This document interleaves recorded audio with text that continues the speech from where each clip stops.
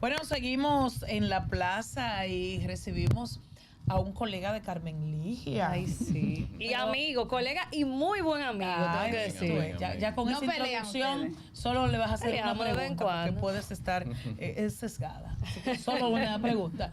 Él es diputado por la circunscripción número 1 de la capital de la República, dirigente del Partido de la Liberación Dominicana, abogado de los tribunales de la República, aunque yo creo que hace mucho que no anda por ahí, y preside en la Cámara de Diputados la Comisión de Industria y Comercio.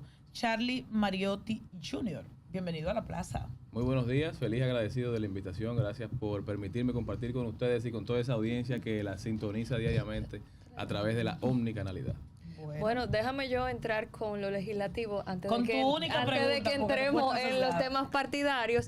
Cuéntanos sobre el proyecto de ley que sometiste que tiene que ver con el tema de desastres naturales. Sí, mira, tú sabes que las lluvias pasaron, sin embargo los efectos se mantienen y es lamentable que mucho del daño ocasionado de las últimas lluvias fue debido quizá a la falta de información, porque es que no hay un canal exclusivo que la gente pueda acceder, que la gente entienda lo que está pasando, que podamos dar alertas constantes minuto tras minuto y que la gente pueda dar un seguimiento para saber lo que eso implica. En República Dominicana, el lugar donde se está vendiendo el metro de construcción más caro, con las lluvias que están pasando, se inunda igual que el lugar más deprimido, lamentablemente, de la noche a la mañana, sin uno darse cuenta. Y no podemos seguir dependiendo de una sola institución. Tiene que haber un ecosistema que sea el que construya realmente el sistema de alerta, el sistema de alarma. Que una alerta verde significa una cosa y todo el mundo sepa lo que eso significa. Que una alerta amarilla... Pero no es así ahora. No, lamentablemente. Porque ahora hay un semáforo y siempre vivimos, el mapa está verde, el mapa está rojo. Pero no sabemos qué eso implica. Entonces venimos a definir cada nivel de alerta, cada nivel de alarma, para que cada uno implique que se destapan y que se inician operativos de las diferentes instituciones. Recuerden que en el último momento, en la mañana se pronunció el Ministerio de Educación, ya como a eso de las 8 de la mañana, el Ministerio de Trabajo se pronuncia como a las 10, el MAP entonces se pronuncia un poquito más tarde. Había mucha desinformación. ¿Qué pasó en lugares que tienden a inundarse? Por ejemplo, donde hay talleres, que cuando se da el anuncio de que puede llover, al otro día la gente saca los vehículos de los talleres. Sin embargo, ese día, como no hubo anuncio, muchos talleres estaban inundados por completo con muchos vehículos y hoy en día hay talleres de esos que todavía están pagando daños y que han tenido incluso que cerrar. En mi demarcación, por lo menos aquí en el sector del Quisqueya, por ahí por el Hoyo de Bate, que es uno de los sectores que más se inunda. ¿Por qué? Porque todo lo que era verde ahora es cemento, entonces el agua no tiene para dónde cogerla. Entonces, ¿qué dice el proyecto de ley? ¿Mejora las alertas que conocemos, las define? ¿Cómo se llamaría? ¿Qué es? El proyecto de ley es básicamente estratégico para tratar de que el sistema de alertas y de alarmas sea unificado. Lo dirige el COE, obviamente con la asistencia de presidencia. Sin embargo, todos los organismos que tienen que tomar decisiones van a estar acorde al nivel de alerta. Si estamos en alerta roja, obviamente hay suspensión de las labores parciales, hay suspensión de la asistencia a las clases. Es decir, no se va a poder tomar un nivel de alerta ni de alarma de manera alegre. Todo va a estar integrado y la conversación va a ser mucho más clara. La gente va a tener un canal donde va a poder acceder a toda la información de lo que está pasando y de lo que están diciendo los organismos de control Charlie, del Estado. Algo no me queda muy claro. ¿Este proyecto solo trabaja el punto de las alertas o consigo también algunas infraestructuras o algunos que otros medios? Porque nosotros somos un país del trópico y como tú bien dices, tenemos los efectos, pero continuaremos teniendo lluvias todo el tiempo. Claro, mira, yo creo que son temas distintos, porque las instituciones existen. Lo que pasa es que no están comunicando de la manera más hábil posible. Entonces el proyecto lo que busca es integrarlas a todas en un comité y que cada nivel de alerta y de alarma signifique algo para que esas instituciones sepan lo que tienen que hacer, que no tengan que esperar que el Ministerio Administrativo de la Presidencia dicte si se va a ir a labores, si se va a ir a las escuelas, sino que todo funcione de manera orgánica e integrada. Este proyecto, vale recalcar, cuenta con el apoyo de más de 40 legisladores de todos los partidos políticos, más de 8 partidos políticos, y sus legisladores firmaron este proyecto. Este proyecto no nace necesariamente de mi autoría particular, tratamos de construirlo, de fortalecerlo, pero nace de la iniciativa de un abogado que se llama Francisco Álvarez, Franchi cariñosamente, que lo manda al Congreso firmado llamado a varios legisladores. Sin embargo, a mí me llamó mucho la atención porque es un tema que me preocupa altamente. Asistí a su oficina, hablé con él y le puse mi iniciativa legislativa y la de mis colegas a su disposición. Es el ejercicio que nosotros hemos tratado de hacer una gestión abierta a la ciudadanía. ¿Por qué? Porque entendemos que los problemas actuales no se van a solucionar con la inteligencia individual. Nosotros somos 190, pero el país tiene mucho más personas pensantes, inteligentes y que pueden ayudarnos, y necesitamos de esa inteligencia colectiva, y ese es el ejercicio que estamos haciendo. Tú has criticado el programa de recortes del gobierno a propósito de esta crisis con el petróleo en la guerra de Oriente Medio. El partido de oposición va a empujar al gobierno a que lo explique más detalladamente. ¿Cuál es tu principal crítica? Porque yo entiendo que presentó un plan, y en relación a la propuesta de la reducción un 50% del financiamiento a los partidos políticos, ¿crees que es viable y por qué no? Mira, ese fue el llamado de atención que hicimos. Fue como un enunciado de voluntades y de deseos lo que emitió el gobierno. El único aspecto donde se establecía un monto específico era en el recorte de los partidos políticos, que son más o menos 800 millones, lo que significa más o menos un 0.06% del monto que ellos dicen que necesitan, que son 40.000 millones. Entonces, si el gobierno realmente está tratando de reorganizar la calidad del gasto, tienen que ponerle cifras a los otros recortes que van a hacer para que la gente sepa realmente a qué atenerse, porque tú me hablas de 50% de los partidos, pero ¿qué vamos a hacer con los otros gastos, como el exceso de gasto corriente, el gasto en nóminas? La nómina pública en algunos años ha aumentado hasta 90 personas por día, es decir, es 144.000 nuevos empleados tiene el gobierno desde el 2020 a la fecha. Es cierto que todos esos empleados están cumpliendo con una labor, están cumpliendo con un rol, o se están pagando algún tipo de compromiso. ¿Por qué? Porque vemos en las encuestas que los servicios públicos, casi todos, de una u otra forma se han deteriorado, que la gente está cada vez menos conforme con lo que está recibiendo. Entonces yo creo que por ahí podemos empezar una conversación. También, pero en medio de la crisis, disminuir los empleos del tren gubernamental, ¿y eso no sería contraproducente para esas personas, por ejemplo? Porque ¿cómo subsistiría? Bueno, lo que pasa es que lo macro a veces tiene que estar por encima de lo particular, y el Estado no está para dar empleo por dar empleo, porque eso se paga con nuestros impuestos. El Estado tiene que dar empleos cuando son necesarios. Pero porque ya son parte del tren gubernamental, según lo que explicas, es como que reducir la nómina pública, pero claro, eso significaría que tienen que salir una población importante de esos empleados. Porque si no están haciendo su labor, si no están cumpliendo con su compromiso, si están nombrando compañeros del PRM que no tienen ningún funcionamiento, entonces vamos a hacer la realidad, vamos a hacer los sacrificios. Porque las ¿Y por qué no se sacrifica la oposición y se recorta por lo menos un porcentaje? Pero yo no tengo problema con eso. Yo te estoy diciendo que ese fue el primer corte. Ahora, esos son un 0.06% de los recursos necesarios, y los sacrificios los debe hacer quien está gobernando, porque eso es lo que están administrando lo público. Entonces esa es la conversación. El gasto en publicidad, a los medios no les gusta que uno hable del gasto en publicidad. Sin embargo, lamentablemente el gasto ha aumentado, y realmente usted ve como algunas partidas se otorgan de manera oscura. Hay que abrir esa conversación. ¿Por qué no? Así como abrimos la de los partidos, hay que abrir todas las partidas del presupuesto de donde se puede recortar. Eso no tiene que ver con un compartido, con iniciativa, con sector. Si tenemos que sacrificarnos, vamos a sacrificarnos todos, pero lo primero que hay que buscar son las partidas de excesos, la partida de viajes, la partida de entretenimiento, donde realmente podemos recortar y donde podemos entonces devolverle calidad de vida a la ciudadanía que está enfrentando unos niveles de inflación sumamente altos con los mismos salarios que ahora valen mucho menos de lo que valían antes. Charlie, justo por presidir la Comisión de Industria y Comercio, entiendo que observas de manera particular esos temas, y en algo que yo aplaudo, sobre todo cuando Yayo llega al Ministerio de Industria, Comercio y MIPYMES, yo noto que se han incrementado los esfuerzos para velar por la calidad del combustible. En ese sentido, primero cierran una estación en Montecristi, en la provincia de Montecristi, creo que en Castañuelas, para ser específica.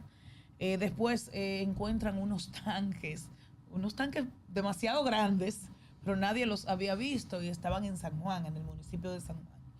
Y ya antes de ayer, pues se informa de otras 3 estaciones intervenidas en diferentes puntos del país. Si bien es bueno que la autoridad intervenga y determine, particularmente me pregunto cómo, existiendo una regulación en el sector, pues definitivamente existen todavía estaciones clandestinas, pero que le venden a todo el mundo. ¿Cómo ves la política en términos de combustible de República Dominicana? Combustibles muy altos, pero que a la vez mucha gente duda de que la premium sea premium, de que la regular sea regular? Claro. ¿Y qué podríamos hacer? Mira, los mecanismos están establecidos, la ley establece cómo se le da seguimiento y cómo se establecen los permisos y el seguimiento que se debe dar. Lamentablemente hemos conversado con el ministerio y a veces nos dicen que no tienen los recursos necesarios. Sin embargo, yo creo que si es una reubicación de cómo se está ejecutando el presupuesto, pero ya está un cuerpo específico para esos fines. Sí, pero tú sabes que el Estado tiene sus limitaciones. Pero por eso te digo, si debe hacerse una readecuación a lo interno del ministerio para tratar de alocar recursos para que esas personas puedan entonces hacer su trabajo de mejor manera, pues así debe hacerse. Yo creo que esa es la voluntad del ministro. Nosotros ya nos hemos juntado con él en el marco de la comisión que presidimos, con todos los miembros de la comisión, asistimos al ministerio para ponerlo al día con algunos proyectos que estamos avanzando, y yo creo que esa es la voluntad que se ha reflejado. El principal patrimonio de gran parte de la ciudadanía dominicana es su vehículo.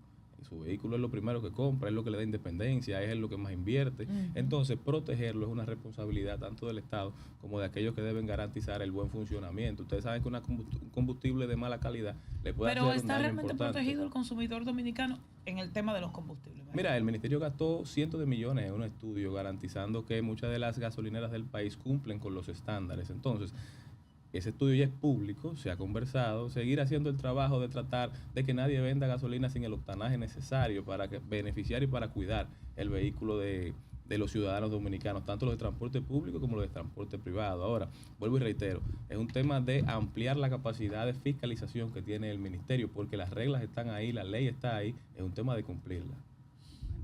¿Crees que es suficiente el subsidio que está dando el gobierno en términos del combustible y si es sostenible?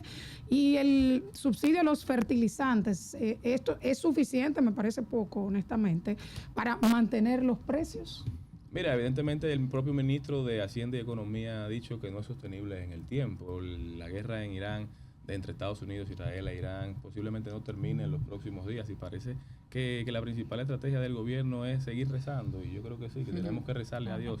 Sin embargo, también tenemos que tratar de hacer las modificaciones estructurales que se necesitan para que en algún punto nosotros tengamos la capacidad de construir sostenibilidad, porque el precio del combustible no va a bajar de la noche a la mañana, aun cuando el conflicto se solucione. Entonces, hay que ver qué vamos a tener que hacer, y por eso hablo de los sacrificios que como su ciudadanía tendremos que asumir, porque evidentemente el subsidio no podrá postergarse por siempre. Por eso quizás mucha gente dice que es cierto que el gobierno tiene muchos años subsidiando ya. En algún momento, cuando la gasolina bajó de $85 el barril, ellos habían dicho que entonces iban a transparentar el costo, sin embargo no se hizo, porque empezaron a equiparar quizás los años que tenían subsidiando, sí, para tratar de tener los ingresos por ese lado. Sin embargo, ahora vemos una gasolina por encima de los 300 pesos, cosas que quizás nunca habíamos visto. Entonces es importante que la ciudadanía esté claro de cómo se calcula. En estos días, Germania Montaz sacaba un artículo sumamente interesante que explicaba cómo es que se hace el cálculo, cómo implica y cómo afecta el precio de paridad de importación, el precio final de los combustibles. Entonces, de una u otra forma, ¿no hay condiciones para que en Dominicana el combustible sea más barato? Yo creo que no hay condiciones para generar esa discusión. Yo creo que lo que la gente quiere es que el cálculo sea más transparente. No, pero también más barato, créeme. Sí, claro, estoy de acuerdo. Pero recuerdo en una de las primeras alocuciones del presidente Abinader, y sé que fue de las primeras, aunque no estábamos en el Congreso, Carmen Ligia y yo todavía, porque viendo el video veo que todos tienen mascarillas. El presidente habló de que una promesa de campaña era la reformulación de la ley de hidrocarburos. Sin embargo, todavía hoy... recambiarla. De la ley completa, de tratar de hacer la ley más transparente, que recuerden el tema del hoy ministro de Vivienda, Ito Bisonó, que... La fórmula no le dio Charlie. Entonces, pero Charlie, tú sabes que para poder hacer eso hay que hacer una reforma fiscal.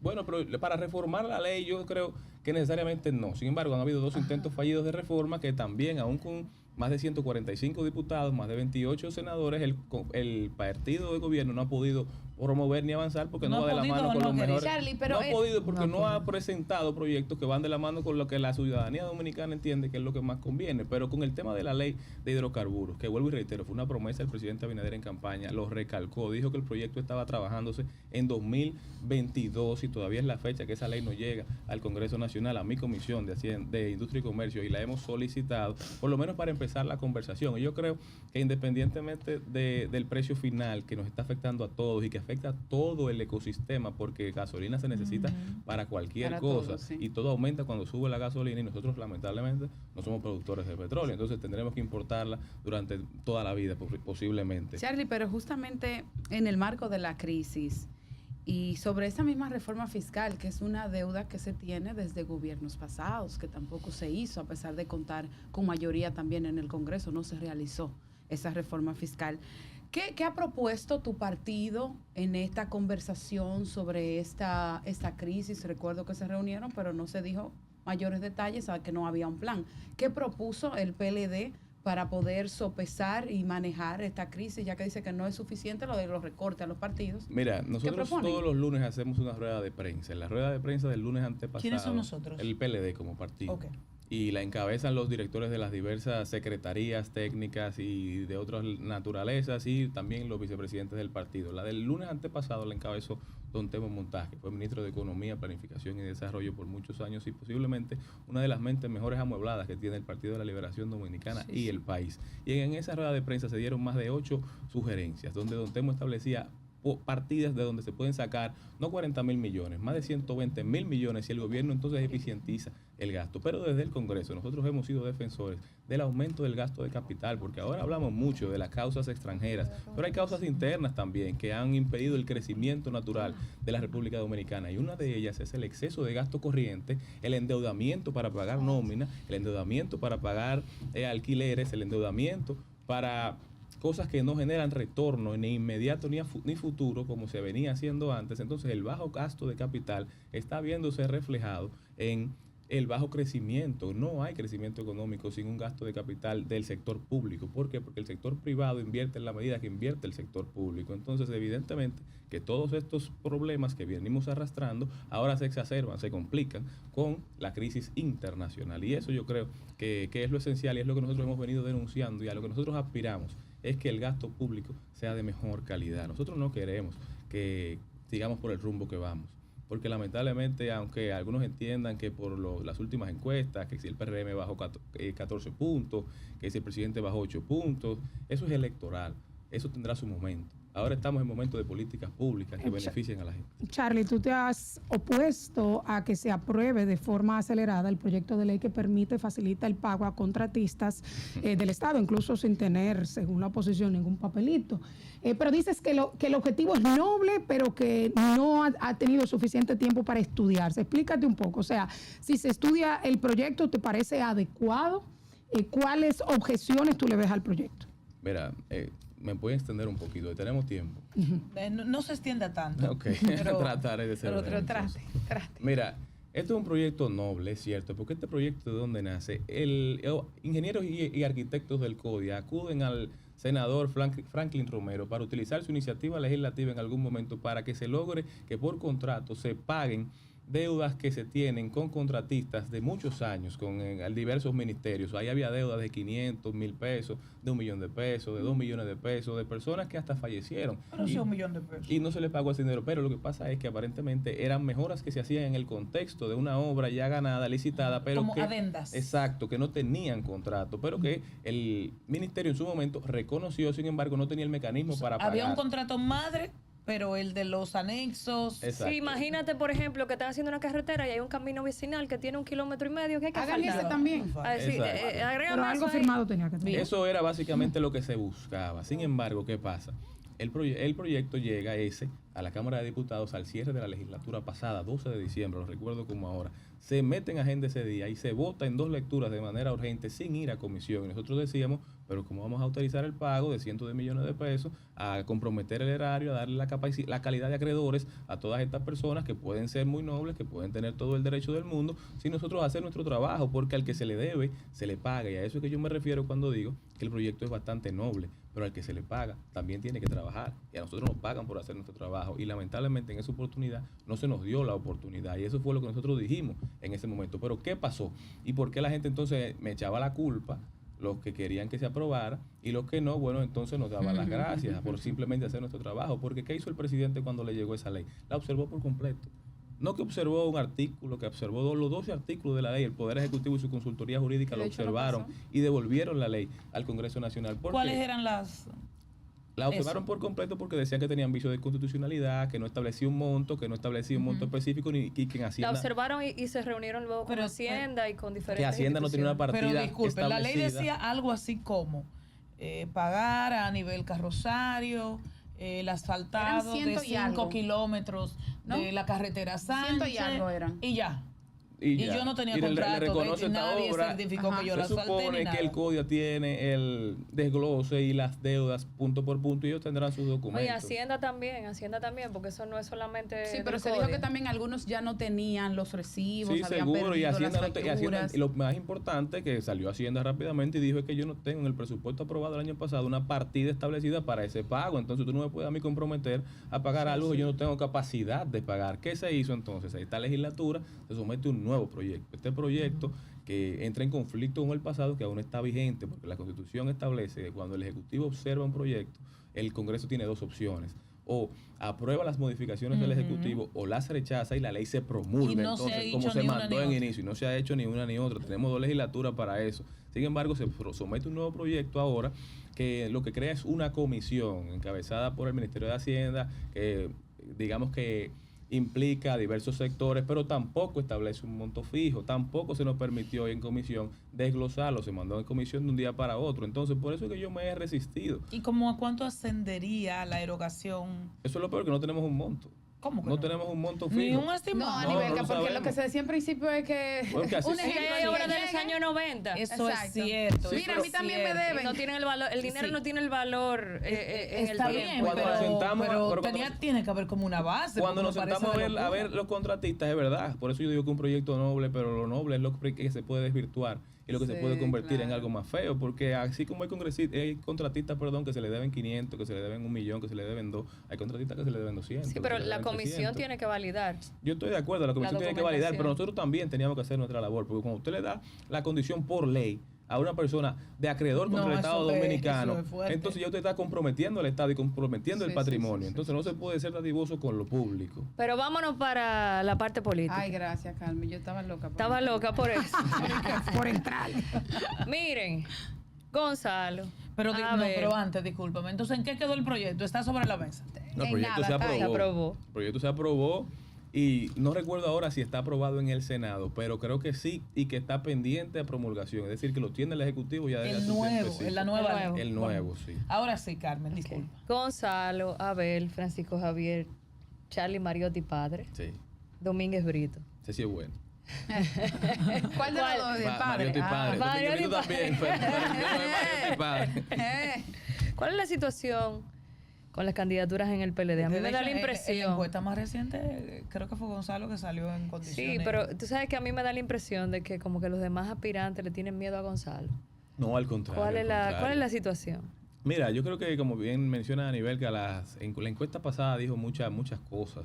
Dentro de ellas que el PLD es el único partido que viene creciendo. Todos los otros partidos y los principales, los mayoritarios, descendieron en aprobación cuando analizamos Gallup 2025. El PLD ha subido 9 puntos más o menos y yo creo que eso marca una tendencia importante y que responde a un accionar. Eso no es producto de la gracia ni producto del azar. Eso es producto de un esquema de trabajo establecido en los mecanismos internos del Partido de la Liberación Dominicana, que está visitando punto por punto y esperanzando su militancia. Yo estoy apoyando a Charlie Mariotti padre, que está aspirando a la presidencia de la República. Mañana fuera, Fui Charlie uno de los Mariotti principales Jr. promotores de esa aspiración. ¿Por qué? Porque pocas veces en República Dominicana, y yo le decía a mi padre, pocas veces se ha visto que en oposición un dirigente de ese nivel, secretario general, que tenía garantizada la reelección, que no había cumplido su labor, se desprende de esa posición, se aleja. ¿Por qué? Porque los 3 candidatos a secretario general en su momento se acercaron a él cuando él lo era y le dijeron, mire, si usted aspira, nosotros nos retiramos y permitimos que usted siga y es lo que nosotros entendemos que conviene en ese momento. Y él dijo, no, yo dije que no voy y no voy. Mantuvo su palabra y se alejó de una posición de poder como es la Secretaría General de uno de los principales partidos de oposición, porque entendía que el ciclo había terminado y que empezaba la carrera para otra aspiración, ¿entiendes? Entonces, yo creo que eso hay que reconocerlo y pocas veces en política se ve.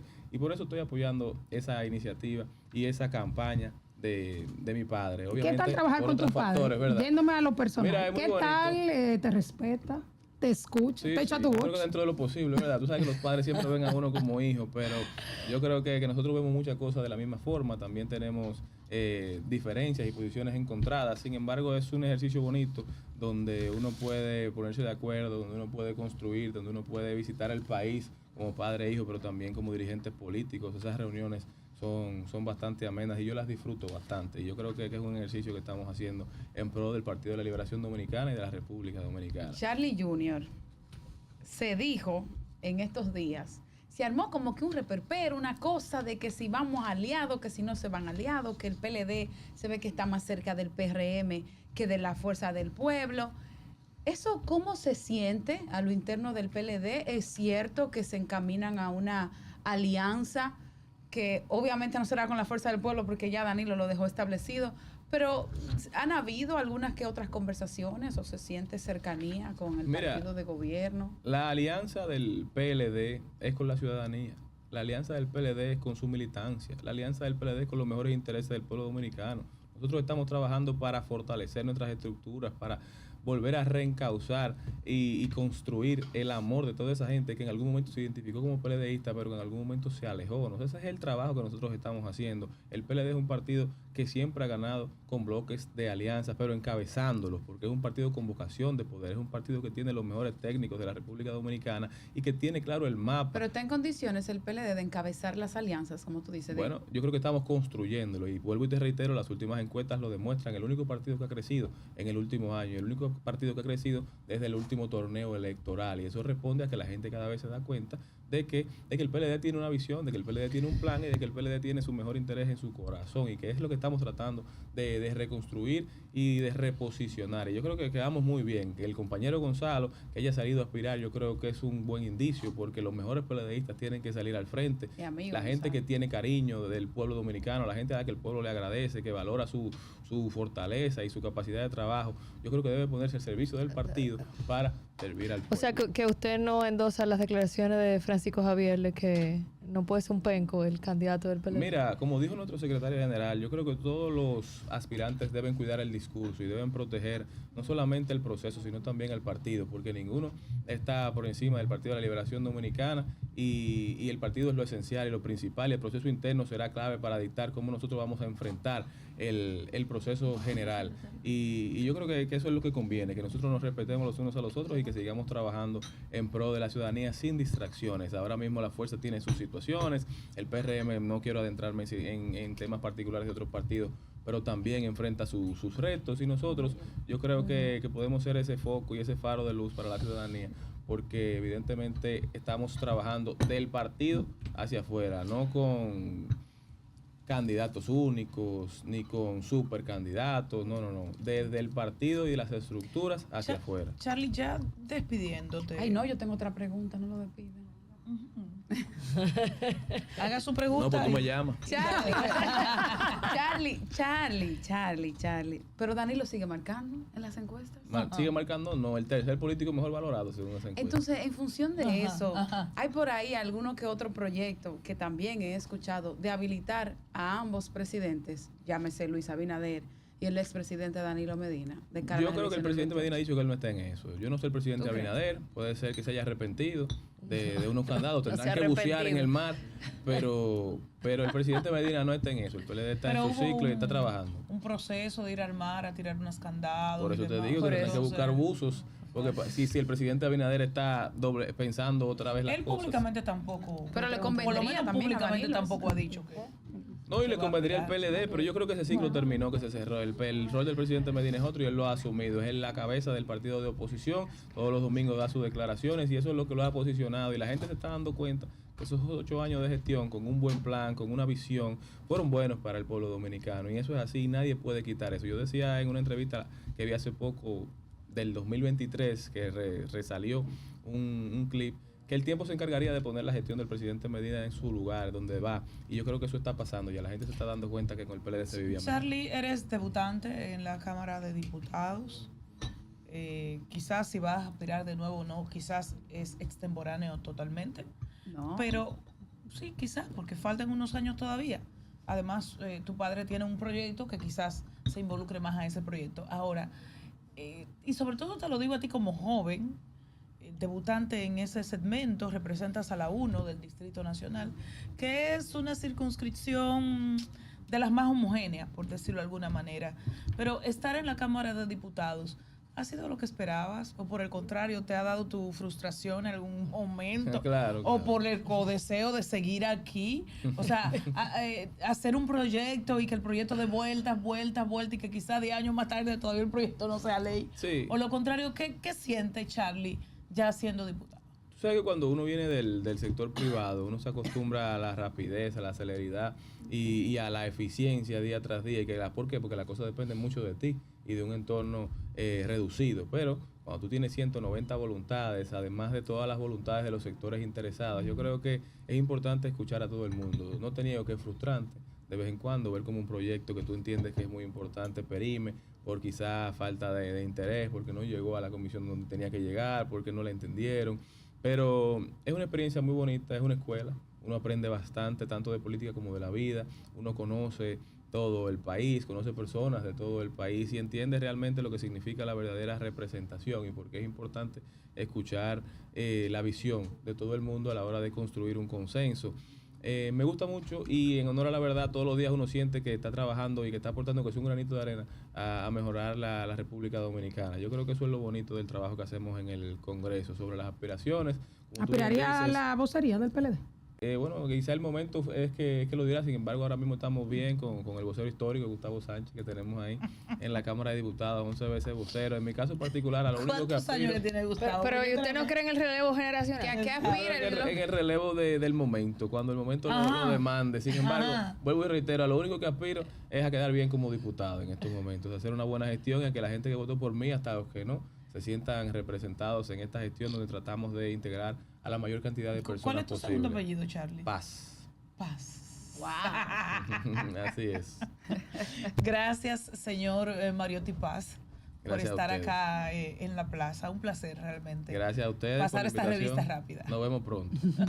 Charlie Mariotti Paz es diputado de la circunscripción 1 de la capital dominicana y dirigente del Partido de la Liberación Dominicana. Ha sido placista. Seguimos, señor director.